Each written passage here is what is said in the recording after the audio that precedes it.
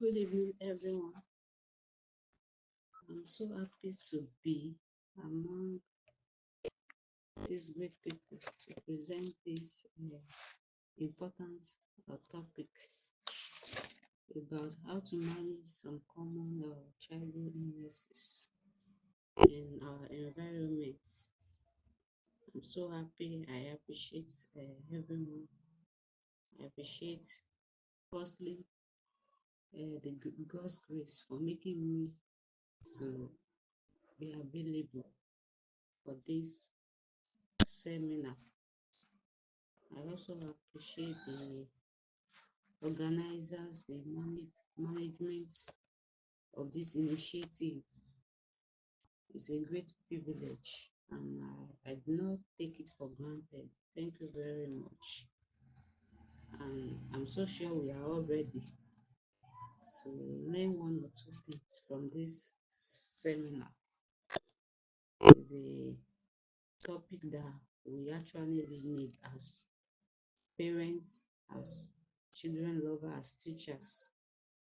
So, and I want us to prepare our questions as we go into this topic, this seminar. I want us to prepare all our questions. So I want us to be attentive also. Thank you very much. The topic we are considering is managing common childhood illnesses. Managing common childhood illnesses. We have a lot of common childhood illnesses in our environment, and as parents, as teachers, as children lovers, one way or the other, we have our own part to play in the management. Even before we take any child that is sick, we before we take any child that is sick to the hospital, we have some things we can do. That's what we call like pre-hospital care. Pre-hospital care. Um, that we can do before we take the child, a sick child, before we take a sick child to the hospital. So I want to explain the key words. There are some key words in the topic. Managing. Managing. The first one is managing. When we talk about managing, what are those things that we need to do? We need to do in terms of observation, in terms of observation, because the illnesses we are talking about, there are some symptoms that we will see. There are some symptoms that we will see that will make us to suspect that a sick child. So, in terms of observation, in terms of supportive care, pre-hospital care that we can give to a sick child. So that's majorly our whole as parents, and manage it. Then common is when we talk about common, something that occur frequently, that's that we can see regularly, that we can see that's something common. Then childhood, there are classification for childhood. There are some classification from 0 to 3. The 0 to 3, because then uh before 0 to 3, at least the first 28 days of life, that's neonate. The first 28 days of life is neonate, and then from 1 month to 12 months, that's infant. From 1 month to 12 months, infant.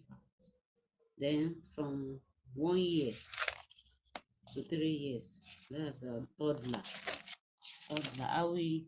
I will tell us the reason why I classify them as we go on in the seminar. The reason why we need to classify the childhood, the reason why we need to classify them, because there are some common illness that are actually common from 0 to 6 years, are very common. And the reason why we need to do we need to provide immediate supportive care, the hospital care, before they get to hospital. As we go into the seminar, I will explain why to us. So, as I said earlier, the first 20 days of life is neonates. We call them neonates. Then from 1 month to 12 months, that's infants. Then from 1 year to 3 years, that's toddler. Although there are some classification that are classified 1 year to 2 years to as toddler, because of the changes, because of change, everything, knowledge is changing. So, but at least let's, for the sake of this seminar, let's say from 1 to 3 years is infants, and from 3 to 5 they are the preschool age children. From 3 to 5, then from 6 to 12 they are the school age. So basically, 0 to 14 years are the period of childhood. 0 to 14 years are the period of childhood, and there are some illnesses, there are some diseases that are common during that period. And the reason is that, especially from 0 to 6 years, because they are developing, their immunity is immature, so that's why they are easily exposed to illnesses in the environment. So they are, especially from that 0 to 6 months, they are just developing their immunity. So their immunity is immature. So any diseases common common, they are easily exposed to to the diseases. So that's why we have to manage them. So the first illness that we'll be talking about is measles. Measles. Okay. So as I was saying, measles. What are the symptoms of measles? Measles is a viral infection. So, but what are those the classical symptoms of measles? How can we recognize measles? The first thing, there will be fever. The temperature will be high. A child with measles, there will be temperature, there will be cough, running nose, then red eyes. The eyes might also be red. There could also be a characteristic rash in the mouth, but it's not every child that come down with measles that has that characteristic rash.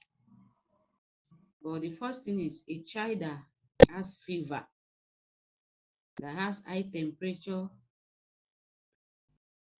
that has cough, and we have used the common over the counter medicine, like for to relieve fever, like let me say, for example, paracetamol syrup for like 2 days, and the fever is not going, and the child is also coughing, having running nose, then it means the child might be having measles.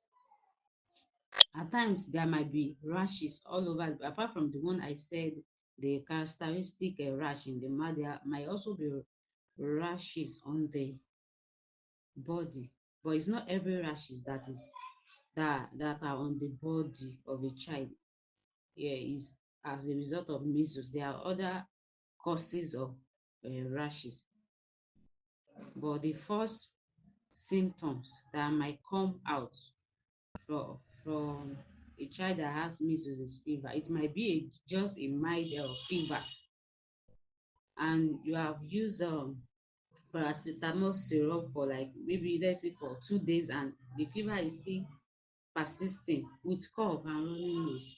It means the child might be having measles. And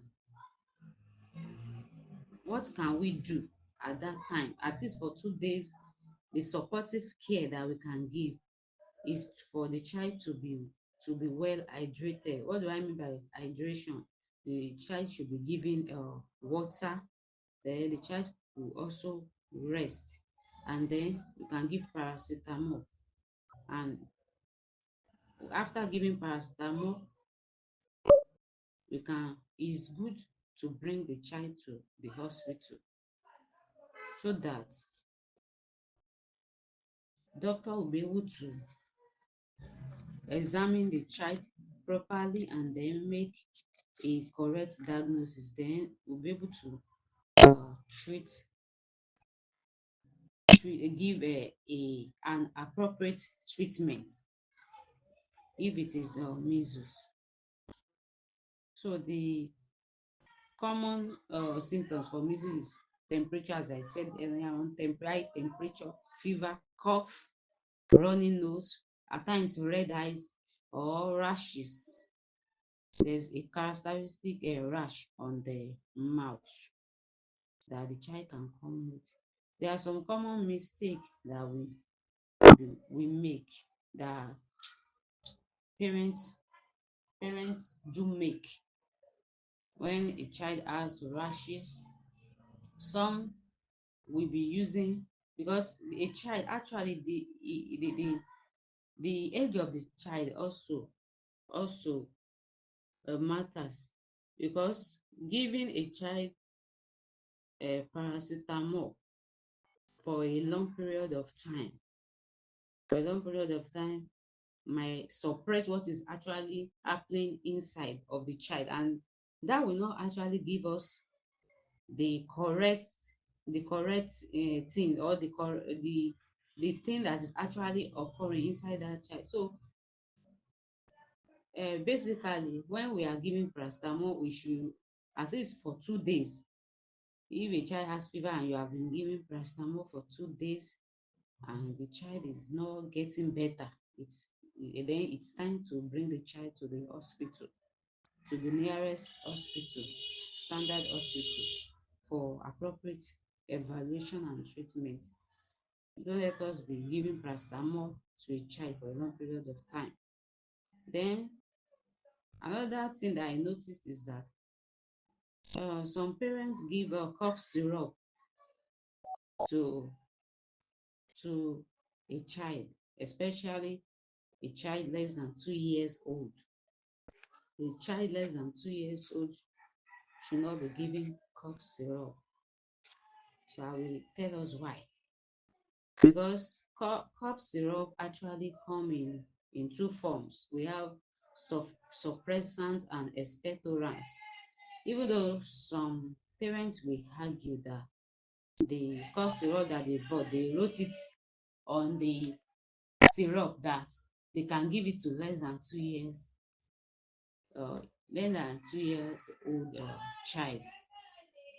But when a child is coughing, the even if the child cannot spit out the sputum based on the age.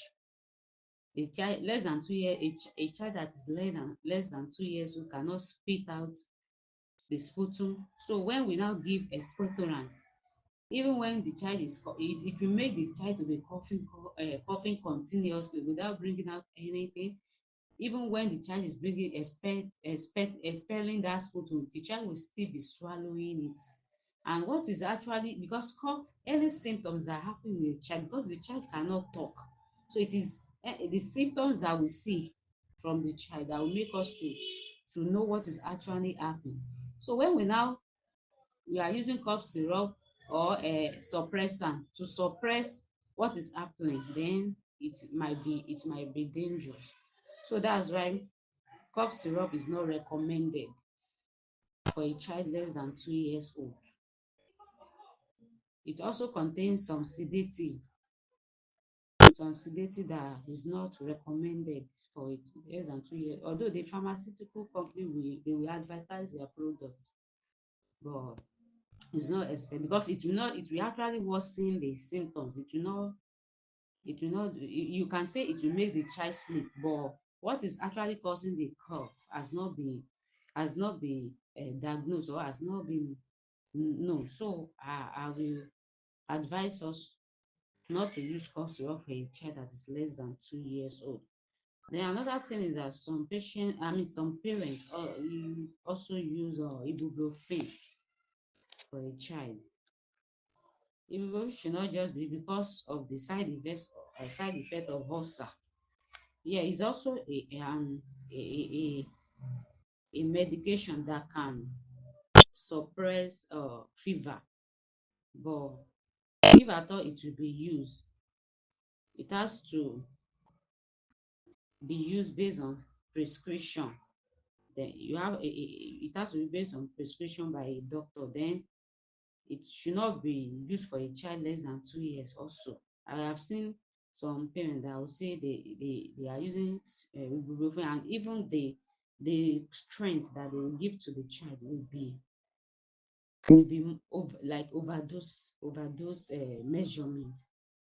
So the only over the counter medication at least that can be used for now before you take a child to hospital for a doctor to see is paracetamol syrup, and it should just be at least fever for that measles.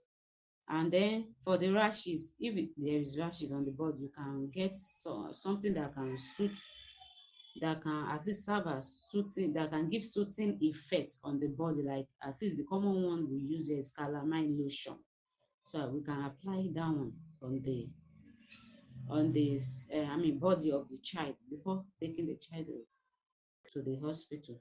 Sorry, I'm laying emphasis on that because uh, there are experts in the hospital. We should not do some things that we don't have knowledge about because of the health of a child. So I think that's the common mistake that for the for the treatment of measles that that parents, that lovers of children, guardians usually apply, especially for fever and cough. Then there are some preventive measures for measles. And there's one adage that says prevention is better than cure, and that's the truth.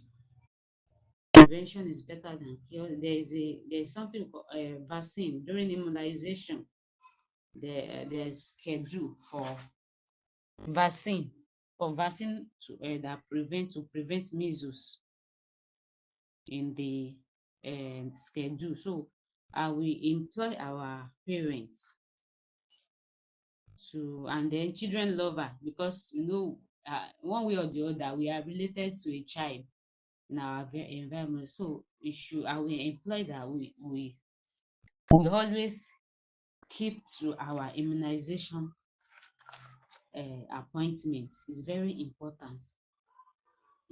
Vaccination is important for prevention of measles. We should maintain good hygiene because measles is a viral infection, so it is easily transmissible. So good hygiene is very important in terms of hand washing. Hand washing is very important. And hand washing, our environment has to be clean. Also, we should avoid close contact with infected individual. So if anyone especially has symptoms that are suggestive of measles, it's better to we should quickly counsel the person to take the child to hospital. I hope you are following me. So that's for measles. The another uh common illness. The second one is I want to talk about the ear infection. Ear infection. What are the symptoms of ear infection? How can we prepare the oral, the the salt sugar solution, homemade one, before we get the already made one in the pharmacy or chemist, drugstore? Like 8 level teaspoon, that teaspoon of sugar, and 1 level teaspoon of salt inside 1 liter of water. That's how the World Health Organization (WHO), that's the recommended measurements. It has to be 8 level. That teaspoon, 8 level one, and then of sugar, eight. Then 1 level teaspoon of salt inside 1 liter of water. It has to be like that because if if salt is more than sugar or is more than that one, the child might not take it. So at least in 1 liter of water, and we give it to the child as the child tolerates it before we bring the child to hospital, and it has to be immediately.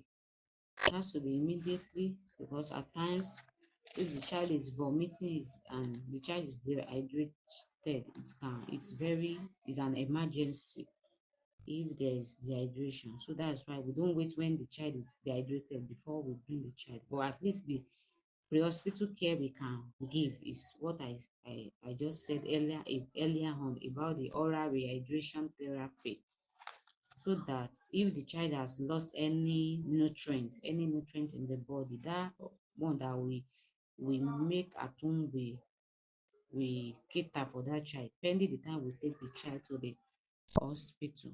So it's very important. So when you take the child to hospital, if there is need for the child to take if there is need for admission, or if there is need for other medication, it will be given in the hospital. And the prevention is still that good hygiene. Good hygiene. We cannot do that. We cannot overdo it. Cannot overdo it. We should also avoid contaminated food and water. Contaminated food and water. Then we should practice proper hand washing. Proper hand washing. We have to wash hand before we eat and even after eating. Whether we use spoon, whether we are, because some people say, I use spoon. You don't, whether you use spoon or you don't use spoon, you have to wash your hand before eating, then after eating. Then before you use restroom, toilet, you wash your hand, and after using the toilet, you wash your hand. That's the proper hand washing. And then we don't just wash it with water, we wash it with water and liquid detergent, or any antiseptic, any detergents available. Can use it to wash it. That's why it's good that in every restroom there should be water, running water, and detergent, at least detergent, so that we'll be able to practice that. It's very important. Then we take the child to the hospital. So prevention is actually is better than cure, because when we do these things, we will not be the cost of spending money for a sick child is it will be reduced. It will be reduced. So that's gastroenteritis. Another one is acute diarrhea disease. This one is only passage of watery stool. Mostly is passage of watery stool. There could be tummy pain, abdominal pain. There could be high temperature also. So, but majorly the child might be passing what there. Some people will say the child is growing teeth. That's why the child is passing stool, especially the infant stage. Some mistake that people make, they will say that is teeth. So we don't need to come to hospital. Or at times the child will be having fever and be also be passing stool, they will still say it's teeth. Actually, there is no correlation between passage of watery stool more than 3 times in a child. There's and teething. There's no correlation, but it has been explained that why the child a child usually pass through, I mean, the have diarrhea during teething is because during that time they usually crawl around, putting their hands on they will touch their hands with many things and they will put it in their mouth, and through that they can contact, there are some microorganisms that, especially the period of from 1 to, I mean, infancy period, let's say starting from when the child starts crawling, there are some microorganisms like virus that can cause this diarrhea, acute diarrhea disease. And why is it called acute? Because it's it's less than 1 week. But we will not even wait until that before we bring the child to hospital. As long if the child is passing water stool more than 3 times per day, and it has been reoccurring for like maybe 2 days, even after we have given the ORS, the oral rehydration therapy, to replace any fluid and nutrient, electrolyte lost, you still have to bring the child to the hospital. So teething and passing of stool, there is no correlation other than the fact that the child might have put contacted microorganism while crawling. That's why we have to also, as we are practicing personal hygiene, the child has to be we have to also take care of the child. At least the child, if the child, we allow the child to crawl, but immediately we wash the hands of the child, then we don't, where the child is crawling, we take care of that environment also. We have to take care of the environment, clean that, let the environment be cleaned. It's very important. So I've already mentioned it, the prevention of this acute diarrhea disease. Apart from the fact that we give ORS, we can give paracetamol and then bring the child to hospital. We have already mentioned the prevention. We maintain good hygiene, we avoid contaminated food and water, practice proper hand washing.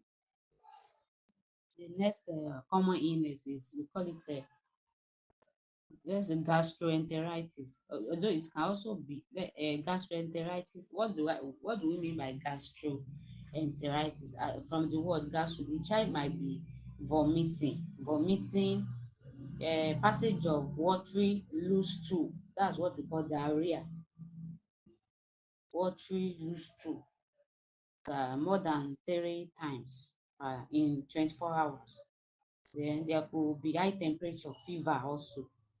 So a child that is having all these symptoms should be brought to hospital.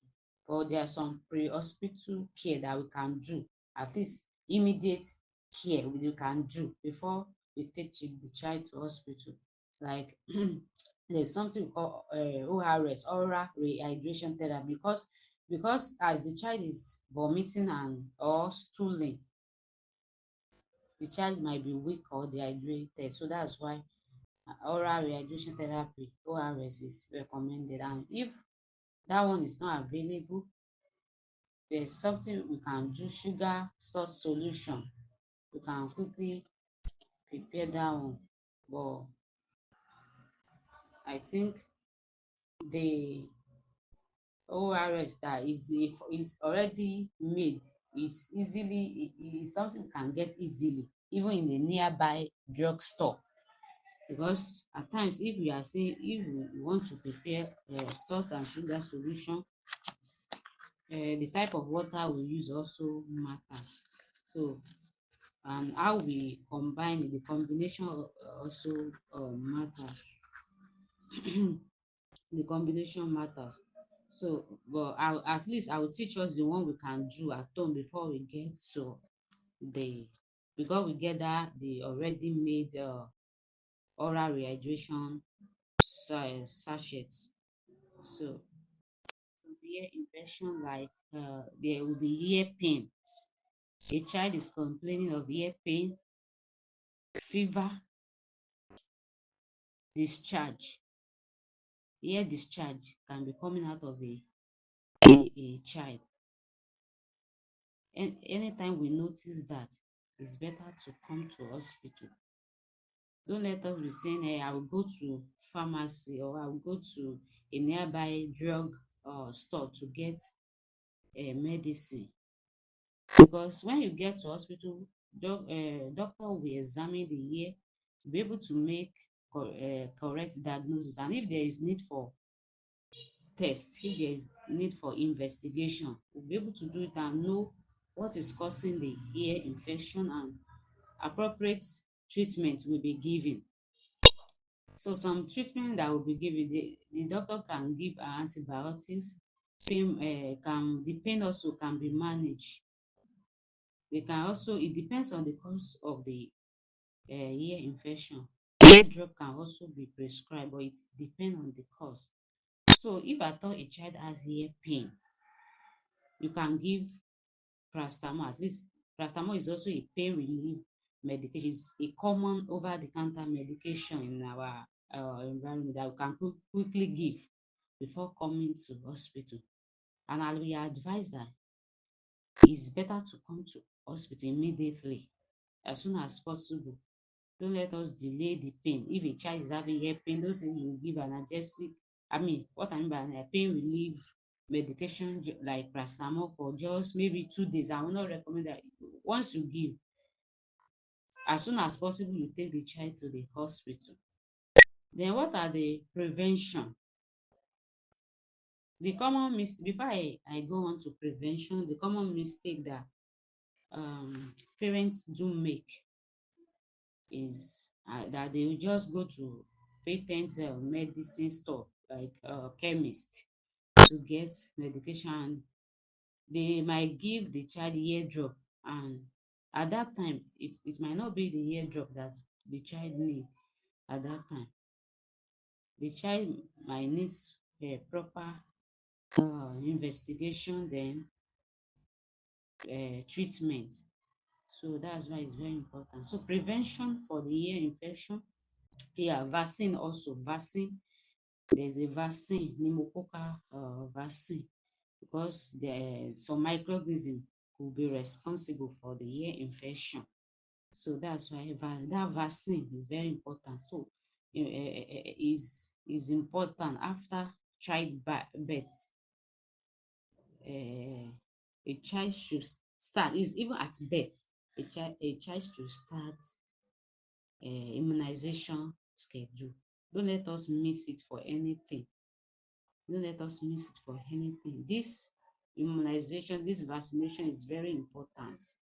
It's very important for the ear infection also, because there are some complications for that ear infection. It can spread to the brain and cause what we call meningitis. And it can lead to a lot of sickness. The child can be convulsing. The child can even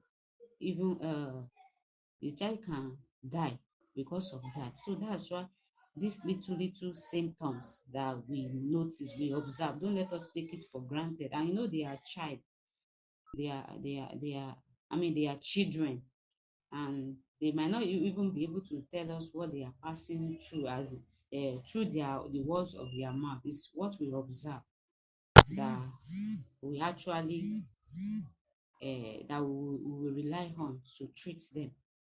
So vaccination is very, we should also maintain good hygiene. The importance of hygiene cannot be overemphasized. Personal hygiene, hand washing, we should take good care of our environment, our environment where we cook our food, the type of food we cook, the utensils that we use to cook our food. I want it to be clean. For example, how many of us will go to toilet to before we go to toilet, it is recommended that we wash our hand, and even after finish using the toilet, the restroom, we should also wash our hand. How many of those are actually doing that? It's very important. There are some parents that a child will pass feces, and they will not even wash their hands. They will not wash their hands. They will just, maybe it's after that they will just wash their, or when they remember. So good hygiene is very important in prevention of the it's not even only ear infection, all common childhood illnesses. So then we should avoid exposure to secondhand smoker. If there is anyone that smoke around, we should not we should avoid that, exposing our children to anyone that pollute the environment in terms of smoking, because someone can also predispose to, it can be ear infection or even any respiratory uh, respiratory infection, any respiratory ear infection. So secondhand smoke, should avoid that. Then the third common childhood illness that I want to talk about is conjunctivitis. Conjunctivitis. So it's a form of eye infection. So what are the symptoms that we are going to see when there is redness of the eye? There could be itching. The child will be rubbing the eyes. If the child, it depends on the age of the child. The child will be rubbing the eye. Intense itching, discharge, there could be discharge, there could be blur vision. So once we notice any of the symptoms, is also is it's also it's time to bring the child to hospital. Although there are some things we can give to the child based on the age of the child, can at least the supportive care before we get to hospital. We can wash the eyes of the child with clean water before the child sleep at night, and then after the child wake up in the morning. Then we can also give the some over the counter anti-itch itching medication. Then you can also because there could be pain, there could be pain in the eyes also, so we give paracetamol syrup before we bring the child to hospital for proper evaluation, proper diagnosis and treatment, because a lot of things can be occurring on that eye. There might be other thing that might not, it might not even be conjunctivitis. So that's why it's important. We don't need to put some people they will say they will put palm wine. Those are the mistake. Palm wine. They say, or putting palm wine on the eyes. I've said if at all we want to do pre-hospital care, we wash the eyes with clean water, clean water twice daily, 2 times daily before we come to hospital. And it should be immediately. It should not, to me, it should be immediately, so that we'll be able to know what is causing that conjunctivitis, because virus can cause it, bacteria can cause it, fungi can cause it, anything can cause it. So it's when you get to hospital, the doctor, if the child need antibiotics, the doctor will prescribe it. If the child need a eye drop, eye ointment, the child, and then the doctor will prescribe, and then the child can also be hydrated, giving water very well. So what are the prevention? So maintain good hygiene. Should avoid close contact with infected individual. We should avoid sharing uh, personal items, because we have even the conjunctivitis can be reaction also. Some people might be, can be reaction to, it can be anything, can just be around that is causing that itching for the child. That's why you have to come to take the child to hospital so that we will know what is causing the conjunctivitis, the pain, the redness of the eye, the itching, the discharge, so and so on and so forth. So personal hygiene is actually very important. Is the hallmark. Is the hallmark. Is the hallmark. Then the next, what we call pharyngotonsillitis. Like the how can you know that popular sore throat.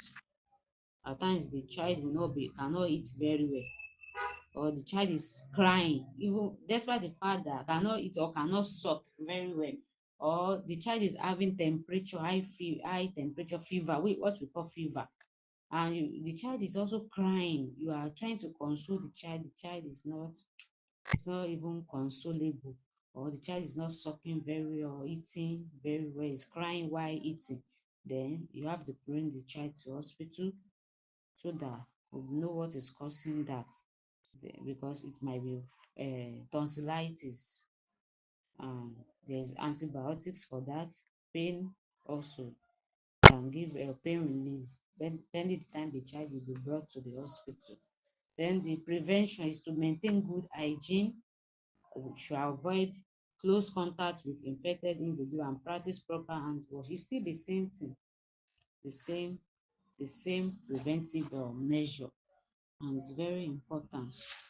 So the another, okay, apart from that, for that acute diarrhea disease, I forgot to mention that under prevention, yeah, there is in immunization schedule also.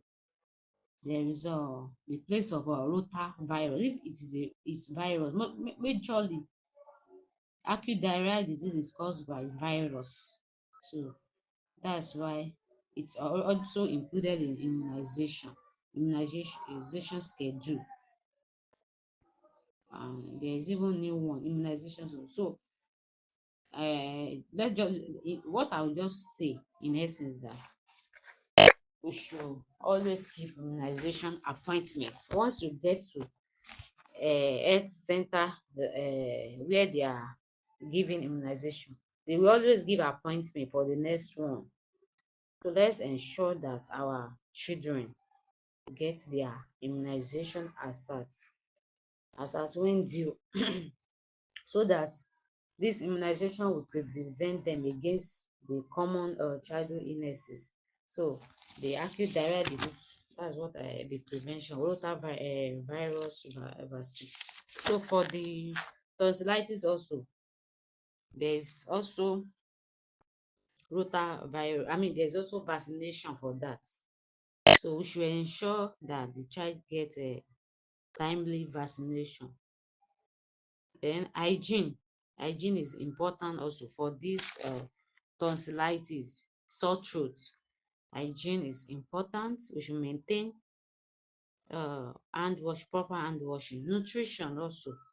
Nutrition generally, a child should be given balanced diet. Balanced diet. We should ensure adequate nutrition. A child should not be given junks. Balanced diet is very important because they are growing, they are building up immunity. So they should give them balanced diet, carbohydrate, protein, fat and oil, vitamins. They are the one that need egg. They need egg. We should not say that when we give them one egg that they will be covetous. Pé wọ́n máa lójú kòkòrò. There's nothing like that. It's just a meat. They need egg, they need meat this time.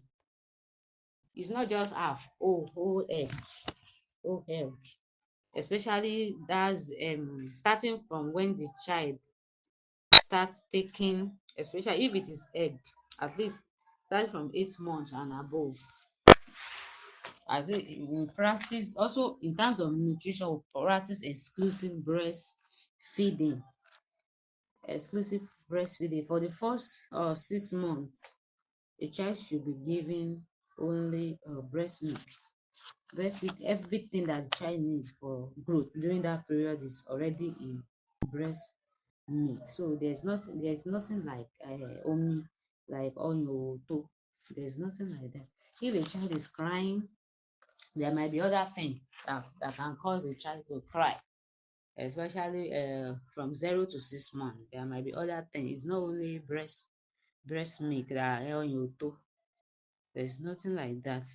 Once a mother is lactating very well, and then maintaining good position while breastfeeding, the child should be able to take the amount of breast milk that is enough for his or her growth.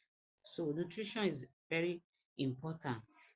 Nutrition, the first 6 months of life, exclusive breastfeeding. Then 6 months, there's something called complementary feeding. Complementary feed because when we practice a proper, a balance, an adequate nutrition, there's a way apart from immunization, apart from hygiene, when the child is also given balanced diet, when we ensure adequate nutrition, the child will develop immunity against these common childhood illnesses. That's why it's very important. It's not only for tonsillitis, even for every is this is just a general preventive strategies. So general preventive strategies. So nutrition, environmental factors also. We should avoid exposure to environmental pollutants. We should ensure a safe living environment. So before I go on, I want to remind us of that general is a 4 point now. General preventive strategy for all childhood illnesses: vaccination, hygiene, nutrition, and environmental factors. Is very important. Then the last childhood illness that we'll be talking about is malaria. Malaria is very common. It's not only even children, it's not only among the children, even adults. It's something that is very common in our environment. Very common. And we know the common symptoms of malaria. Common symptoms, there could be the child might have a high temperature. It depends on the age of the child. Headache, cold, chill, generalized body weakness, generalized body pain, depends on the age. That's why once a child has fever, we come to hospital because it can be malaria, it can be any infection, any form of infection. That's why we bring the child to hospital after giving paracetamol. Or we can also, there's something we call tepi sponging, like we put towel inside warm water instead of cold, warm water. We squeeze it, then we use it to mop the body of the child. There's a way it will also relieve the child of the fever before bringing the child to the hospital. So malaria is very important. And apart from the common symptoms, there could also be vomiting, there could be passage of watery stool, there could be abdominal pain even in malaria. So a lot of symptoms can we can see in malaria. Then the treatment is anti-malaria, or at least the supportive treatment that we can give at home. I've said it's based on the symptoms. It's based on the symptoms. So at least we give paracetamol, tepispongin, then we bring the child to hospital for proper diagnosis. Then um the prevention, and thank God, in the prevention now, apart from the fact that we make sure a child sleep under insecticide treated nets, we make sure our windows, the environment, windows, doors, they are well netted. There's no stagnant water in our environment. There's a good drainage. Then we cut bushes around us. There's also, thank God, there's a new immunization schedule that include malaria vaccine. Just that I think it's common here also, but I've not actually I've not in this southwest, but I think they've started it in the northern part of Nigeria. So vaccine, but they will still start here because it's now is a national immunization schedule. So a vaccine for malaria. So I will send the immunization schedule picture. I will send it to the page. You will see that malaria vaccine is also included, and that's a good news. At least that one will also prevent malaria because of complication of malaria. If there is complication, the child might be convulsion, and that one can cause disability for the child, and the child can also die through that. That's why we don't allow that to happen. We don't allow complication to happen for malaria. So preventive measure, I've talked about our own personal preventive measure around us. We should ensure the child sleep under insecticide treated, especially from 0 to 6 years. Even apart from that, all of us should sleep under. If our windows and our doors are well netted, our windows, our doors, they are well netted. Our environment is clean, no stagnant water. The drainage is good. The bushes are well cleared. Then I think one way or the other we will prevent malaria. Then the vaccine also. That's why immunization is very important. Immunization is very important. Then um, I want to talk about when for the conversion. Immediately, if we see a child conversing, yeah, there are some common mistake that they we do make. Some people we s- we be pouring water on the child that is conversing. There is nothing water can do. That's not the pre-hospital care that we should give. When a child is conversing, we make sure we clear the space, that area that child is conversing, make sure we clear that space. We The child should lie down on left lateral position. We don't need to be giving the child palm oil when the child is conversing. Some people will be giving palm oil because the child can aspirate, or they'll be giving cow urine. Cow urine can even worsen the conversion because the blood glucose level of the child might be low, and that one will cause hypoglycemia, and the child, it will worsen the conversion of the child. And apart from that, some people will put a spoon. We don't need to put spoon. It doesn't affect anything, because while putting the spoon, we can traumatize the teeth of the child, and the child can aspirate the teeth. What I mean by aspiration is that the teeth can go inside the lungs, and it can affect the breathing of the child, and that one is even more dangerous. It's also dangerous because when the child aspirates, the child will not be able to breathe. So we don't need to give anything down. Number one, that area that the child is, we clear that area, make sure nothing that can injure the child is around that area. We clear the area, we put the child on left lateral position. That's why we don't even wait until that happen. That's why once you see a child having fever, I will even say fever, even we should not wait until when it is like more than 24 hours or 2 days, I said earlier on, because at times some child will have some children will have fever that can lead to convulsion, high fever that can lead to convulsion. So it's better to bring the child to hospital.